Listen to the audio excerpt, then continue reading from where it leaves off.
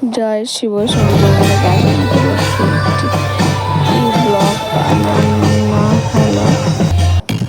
দেখতেই পাচ্ছ আমাদের কাজিনের কত সুন্দর একটা ভিডিও বানিয়েছি আমাদের জন্য।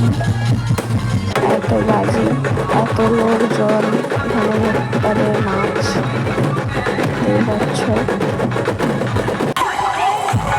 তারপর এখানেও হচ্ছিল তাদের নাচ, আমরা প্রচুর মজা করেছি। আর মাঠে প্রচুর লোক যখন ভর্তি ছিল। এটা কাঁটা ঘোড়ার নাচ দিন। এত সুন্দর একটা ভিডিও তোমাদের সামনে আনতে পেরেছি।